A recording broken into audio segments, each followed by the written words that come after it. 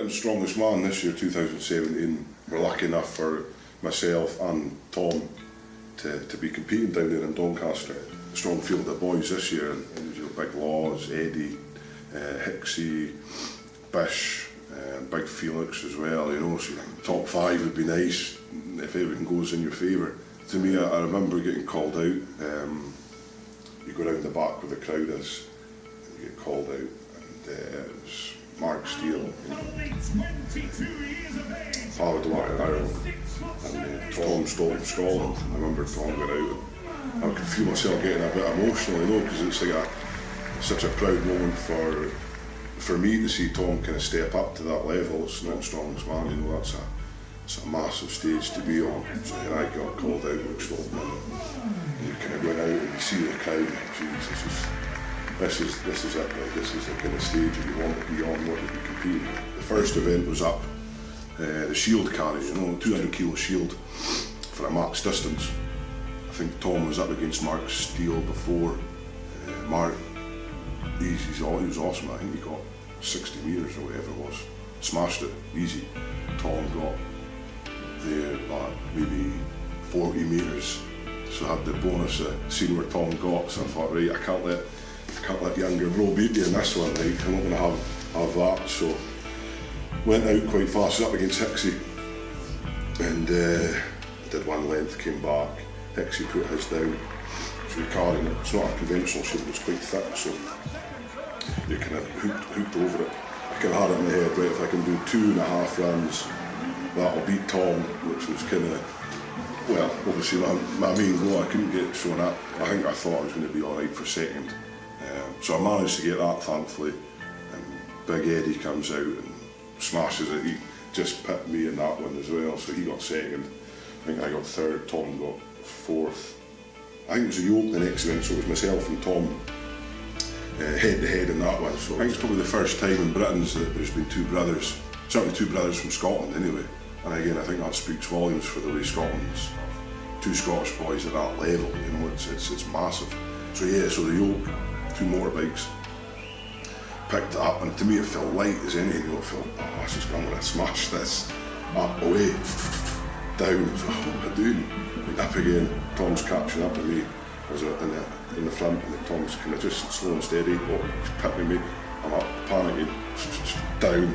Tom kind of gets me again, and he just beat me. It was like half a second in it, you know, but it was like, I got a bit of stick from that one, you know, from the commentator and all the other lads. But again, I kind of expected it because Tom's such a good athlete. He's kind of he's becoming an all-round athlete now, you know. It's so I expect him to beat me. Seen him in training with him every day. It drives me on to get better. So that was kind of 1-1 in the events then. So the next event, I think we were on the deadlift, which is Tom's the last couple of years has probably been better than me. I'm probably the best. Sorry, he is the best deadlifter in Scotland.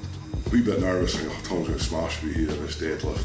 So I was hoping for it. You know, if I get a double, I'd be happy. And went off. First rep went up fine. Tom got his rep. Second rep went up fine. Yeah, I took a wee breather. Tom went up, did his third rep. I was, right, I've got to do another rep here. And I remember doing it. Got it up, and it was my right arm, my right strap was starting to slip. I managed just to lock it out and got the down signal. So it was 3 reps each. At level or equal result. So I was buzzing about that. I was quite happy. The yoke press as well, and Tom will probably be one. My pressing's maybe a little bit, or it was maybe at the time, a little bit better than Tom's. Not much in it, but with the yoke press, it was set at a certain height. It was 1.4 metres from the floor. So obviously Tom being about 20 foot tall, it kind of didn't really favour him. So I could kind of get it and just pop it up straight away. It was all about explosive power. I finished in the top 3 or 4 and that one I did quite well. But unfortunately for Tom, he had to pick it up, and he couldn't drive straight away. You know, he had to pick it up, balance it, and then try and press it, which is just, it's awful to do. So I think we did 3 or 4 reps with a 150 in training. ended up, I think I got 7 in Britain's, which was, you know, a PB, you know, that's what you want to do in comps, is all about PBs. The next event, I think the forward hold, Tom beat me in that one last year in Scotland's in the final, so I had a wee point to prove, like, Thor's Harmel hold, and that one I think I just pipped him by a second. When you're holding something out like this, you got that place where you just need to switch off and just kind of focus. I think it was Mark Steele I was up against in that one. What was next then? I think it was the Atlas Stones were at the final event. So I've got a wee bit of sore point about Atlas Stones because I've had it my way the last few years in Scotland, apart from last year. Or the year before as well, Tom beat me, he just pipped me in the Stones 2 years ago. So I thought, right, I've got to show this, the young pretender, what it's all about. So he was up before me and he smashed it, he smashed the Stones. I just watched it on YouTube the other day actually. One motion to 180, you know, it was incredible. Him and Eddie were the only people to one motion it.